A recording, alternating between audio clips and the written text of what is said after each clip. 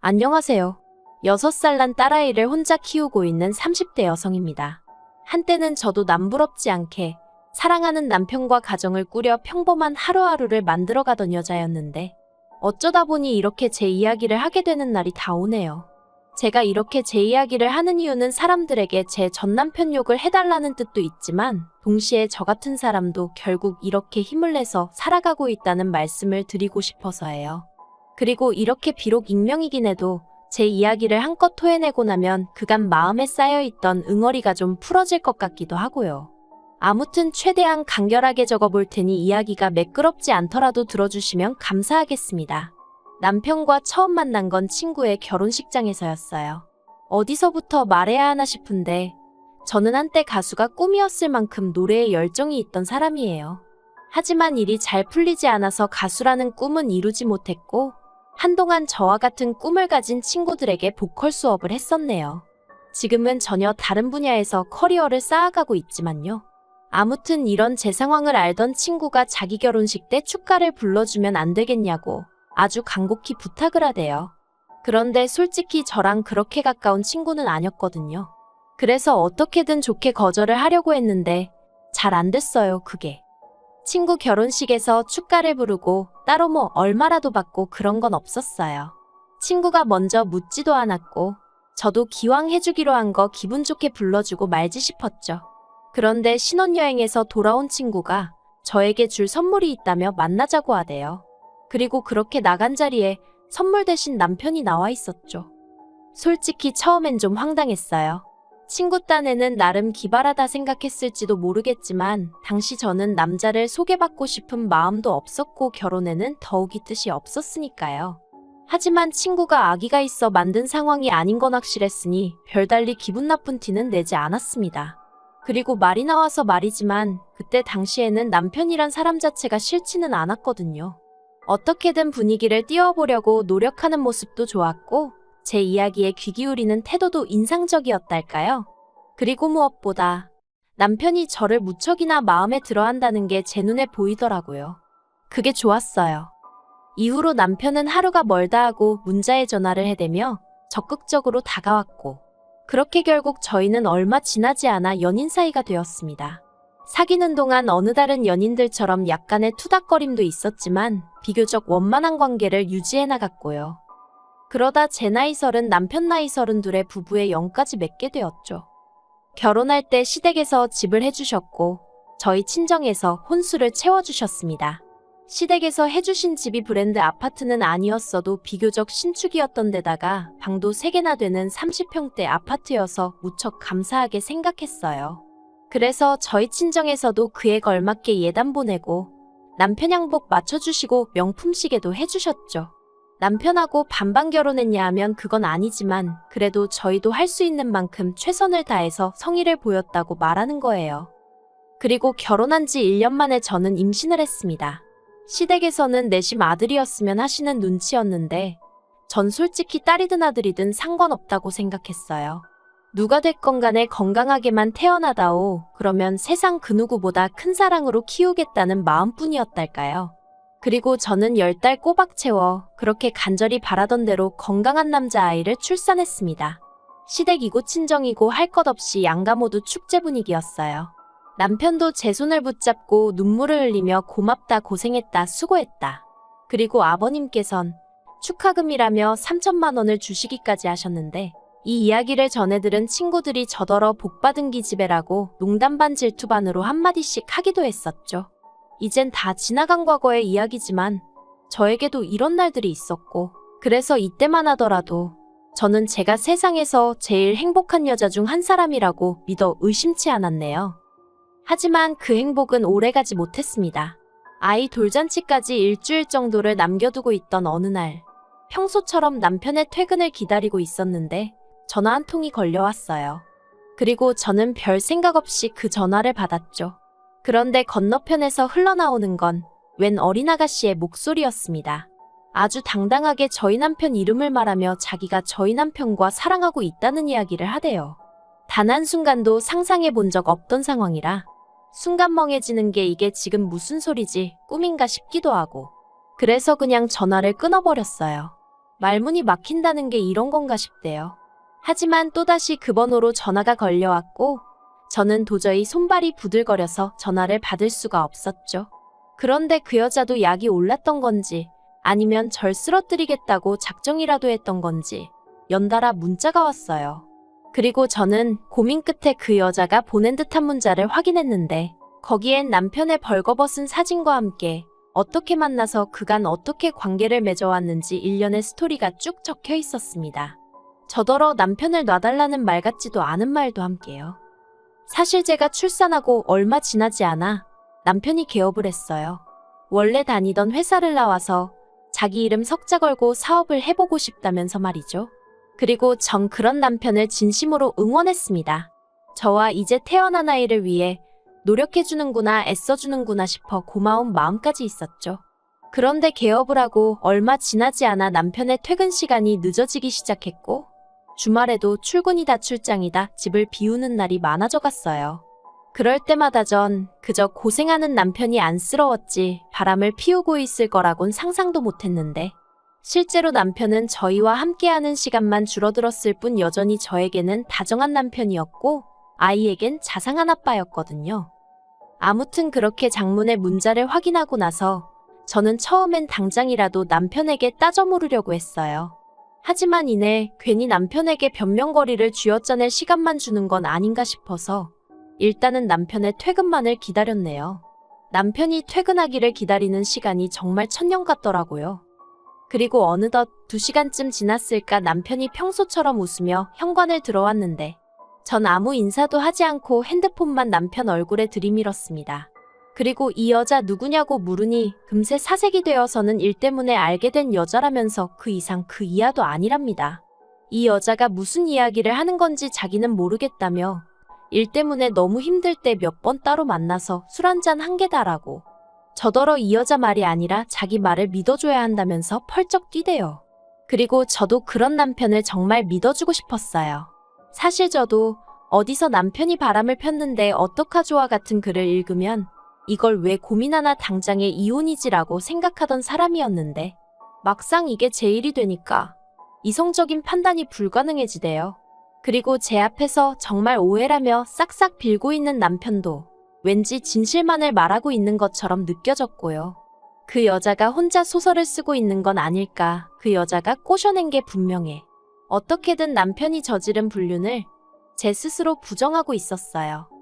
그렇게 매일같이 남편은 자기가 잘못했다 빌고 저는 저대로 그런 남편이 미워서 울고 그렇게 한 달 가까운 시간을 보냈을까. 갑자기 하루는 남편이 저에게 할 이야기가 있다고 하더니 아무래도 자기가 저를 놔줘야 할 것 같답니다. 하늘이 무너지는 기분이었어요. 이혼 이야기를 꺼내도 내가 꺼내야지. 어떻게 지가 나한테? 그리고 저는 구차하게도 그 이유가 뭐냐고 물었어요. 그러자 한다는 말이 그 여자가 임신을 했답니다. 그래서 그 여자를 자기가 책임져야 할 것 같다대요. 그 소리를 듣는데 어이가 없고 황당해서 그럼 나하고 우리 애는 하고 물었더니 기껏 한다는 소리가 저는 좋은 여자이지 않냐입니다. 처음 만났을 때부터 지금까지 자기나 시부모님이나 애한테 하는 것만 봐도 얼마나 좋은 사람인지 자기가 잘 안다면서. 그런데 그 여자는 아니래요. 자기가 헤어지자고 하니까 그러면 애도 지워버린다고 그런다면서 그런 여자를 어떻게 혼자 내버려두냐입니다. 그래도 자기 앤데 그렇게 사라지게 둘 순 없지 않냐면서 말이죠. 그러면서 집도 차도 전부 다 저에게 주겠다고 이쯤에서 헤어지자대요. 배신감에 치가 떨린다는 게 이런 건가 싶고 아무 일도 없었다더니 애가 생겼다는 게 어이없고 이런 인간을 어떻게든 믿어보려던 제 자신이 한심하고 견딜 수가 없더라고요. 그래서 알겠다고 집하고 차 다 달라고 했어요. 그리고 시부모님께도 확실하게 당신의 도로 하게 된 이혼이라고 얘기하라고 했죠. 이 부분에선 남편도 살짝 멈칫하는 눈치였지만 이내 알겠다고 하더라고요. 그래서 이튿날 남편하고 같이 시댁에 찾아갔습니다. 아무것도 모르시는 시부모님은 연락도 없이 갑자기 웬일이냐 하시면서도 몹시 반가워하셨지만 이내 저희가 전한 소식에 정말 크게 충격을 받으신 듯 했어요. 평소에 그렇게 다정하고 상냥하셨던 어머님이 남편더러 네가 사람이냐고 악을 쓰셨고 아버님도 남편을 죽일 듯이 두들겨 패시더니 집하고차뿐이냐며 당신이 미안하다고 위자료는 넉넉히 챙겨줄 테니 애 때문에라도 연락은 끊지 말고 살자 하시더라고요. 제가 간결하게 적느라 지금 이런데 정말 난리도 그런 난리가 없었어요. 그리고 얼마 안 가 바로 이혼 절차를 밟았습니다. 준다는 재산은 싹 다 받았고 남편이 일주일에 한 번은 애를 보여달래서 제정신이냐고 한 달에 한 번도 많다고 그렇게 합의하고 마음 같아선 평생 보여주기 싫었는데 그게 그렇게는 안 된다고 하더라고요. 그런데 이 과정에서도 그 여자가 또 연락을 해와서는 어떻게 사람을 그렇게 싹 다 벗겨먹을 궁리를 하냐면서 저더러 이기적이네 뻔뻔하네 말 같지도 않은 소리를 해대더군요. 아무튼 이걸로 속 썩은 걸 제외하곤 그래도 비교적 수월하게 이혼했습니다. 이혼 절차를 마치자마자 집도 차도 팔았더니 제법 목돈이 생겼는데 이건 저랑 제 아이의 미래를 위해 아껴둬야겠다는 생각이 들어 손 떼지 않고 그대로 친정에 들어갔어요. 친정 부모님께는 그저 죄송한 마음뿐이었죠. 주변 사람들한테 딸 자랑하는 재미로 사셨을 텐데 괜히 얼굴에 먹칠을 한 것 같았거든요. 물론 이런 제 생각을 말씀드리며 죄송하다 하니 친정 부모님께선 그게 무슨 말 같지도 않은 소리냐며 이래도 저래도 당신들의 하나뿐인 소중한 딸이라고 제 잘못도 아닌데 절대로 주눅 들지 말라고 하셨지만요. 한편 저는 바로 직장을 구했습니다. 결혼 전 다니던 회사로 돌아가기엔 시간이 많이 흘러서 힘들 줄 알았는데 회사에서 가깝게 지내던 상사에게 연락을 하니 마침 구인 중이었다면서 잘 됐다고 얼른 돌아오라고 하더라고요. 다행이었죠. 사실 돈이 궁했던 건 아니지만 집에만 있으면 미칠 것 같았거든요. 물론 여전히 지금도 속에서 울컥하고 뭔가 올라올 때가 있긴 하지만 그래도 지금은 많이 안정되고 편해졌어요. 아무튼 그러다 한 달 전 주말이었습니다. 아이가 남편을 만나는 날이었는데 보통은 원래 제가 아침에 남편에게 아이를 데려다주고 저녁에 남편이 데려다주거든요. 그런데 어째서인지 그날따라 남편이 자기가 데리러 오겠다더니 저더러 애 데리고 놀이공원에라도 갈까 하는데 같이 가겠냐는 거예요. 그래서 제가 제정신이냐고 됐다고 애나 제대로 놀아주라고 했어요. 그랬더니 그러면 저녁이라도 같이 먹을 거냐는데 어이가 없어서 그래서 제발 쓸데없는 소리 하지 말고 눈앞에서 사라지라고 했죠. 그리고 그날 저녁 남편이 애를 데려다 주러 왔는데 애는 집에 먼저 들여보내고 저더러 얘기 좀 하자며 저를 붙잡는 거예요. 마주하기가 죽기보다 싫었지만 그래도 애에 관한 이야기인가 싶어서 그렇게 집 근처 카페로 향했습니다. 그런데 남편이 저랑 마주 앉더니 우리 처음 만났을 때 생각나냐? 그때 너 참 예뻤다. 하나마나한 쓸데없는 소리를 늘어놓는 게 아니겠어요.